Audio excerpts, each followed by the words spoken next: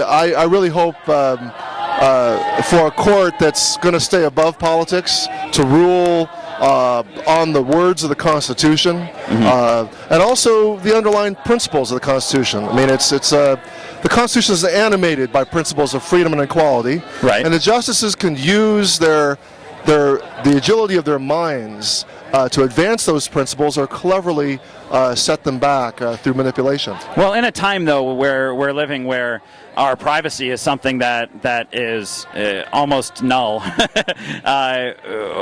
why is it that these 9 people should be able to have that same, such a heightened sense of privacy around the things they're doing when what they're doing every day is so important to our future?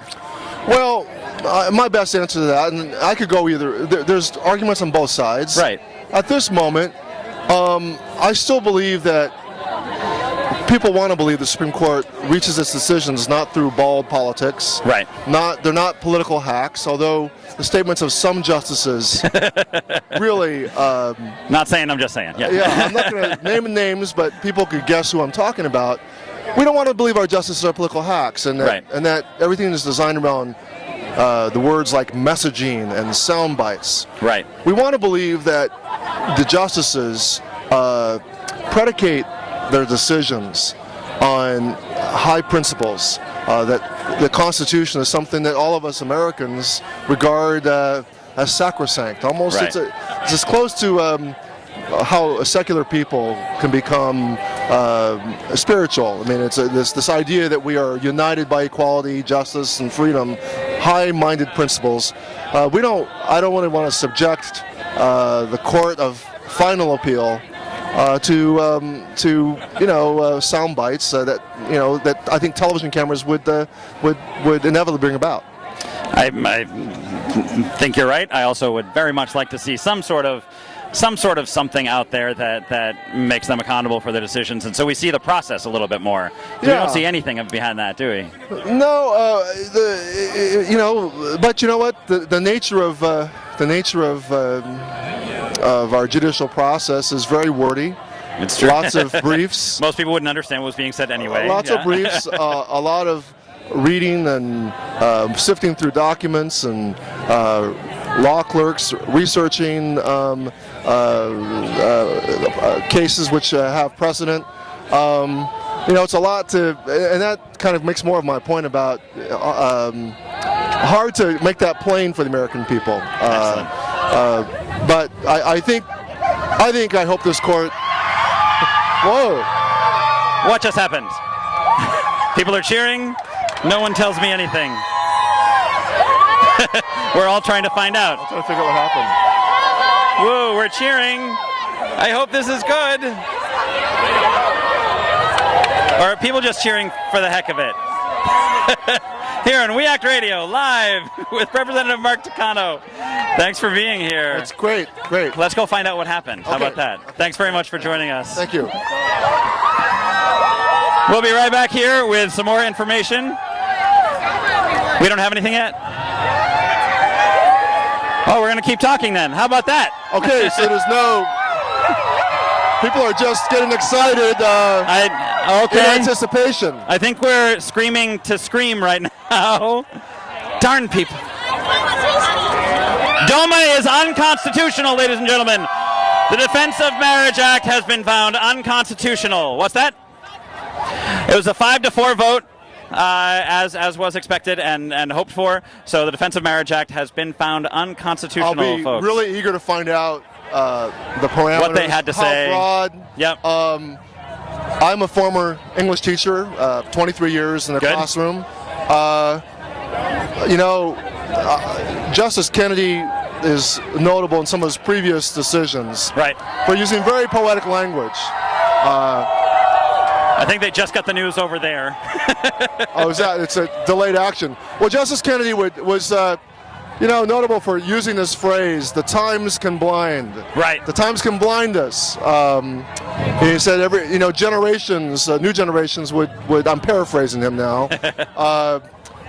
Would see that laws that once were thought, sound, have only become instruments to oppress. And I'm hoping that in this decision on striking down DOMA, Section 3, that he uses very majestic language, language that incorporates the 14th Amendment, the Equal Protection Clause, and he doesn't rely on clever sounding or clever ways to invoke federalism and states' rights. That would set us back, or slow us down. Slow us down. Right, exactly. It's slow us down. Exactly. Yeah. There's still a lot of work to do, even with the current repeal of the Defense of Marriage Act, or Section 3 of the Defense of Marriage Act. We do realize, though, that I haven't read the ruling. We don't know what's going on yet, 100%. But with Section 3 basically just defines federally marriage is between a man and a woman, which is now the part that's struck it has down. to do with the whole panoply of rights that come with the federal government. So everything that comes with the federal government. There are several states that do permit same-sex marriages. Massachusetts, where I got married a month ago. Massachusetts.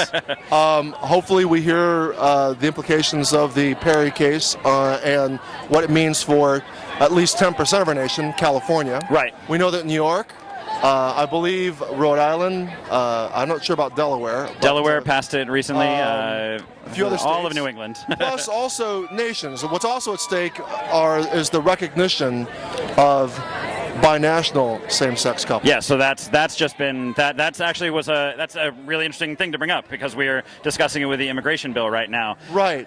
Many people were so disappointed that, frankly, the Republicans in Congress, even in the face of growing change.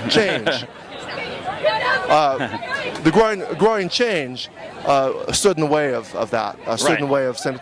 And hopefully the way they ruled on Section 3 today of DOMA is going to moot that question. Oh, everything just got really quiet here. As if they're announcing. Are they announcing things? I don't know if they're announcing things. Anyway, we are here with Representative Mark Takano, where We Act Radio. My name is Jamie McGonnigal. We're thrilled to be here, and we just found out the Defense of Marriage Act has been struck down, or Section 3 anyway. We have not read the ruling. We're not 100% on top of this yet. But other sections of the Defense of Marriage Act also state that my marriage can't be recognized in states that don't have marriage equality, which is... and the other significance of that is things like federal benefits, Social Security survivor benefits, depend on state laws. Right. So the federal government recognizes the right of a surviving spouse to receive those survivor benefits based on where you live. Right. So if the marriage laws in a particular state say that your marriage is valid, you're eligible for those benefits. Yeah. So a lot about how these two rulings are combined will affect people financially in a broad way. So. And I know Justice Kennedy cares about that. Because the Windsor case was essentially about inheritance rights. Right. A woman, and it was hundreds of thousands of dollars that Edie Windsor was forced to pay. That a straight couple wouldn't have had to. Would not have paid for. And this was a glaring inequality. It's just something that somebody with a fair mind like Justice Kennedy could not tolerate. And I just want to know how he arrived at this decision today. I'm so eager to read those pages. All right, we have Representative Mark Takano. Thanks very much for joining us today. And congratulations on this wonderful day so far. Thank you. Another decision to come. Thank you. Thanks very much.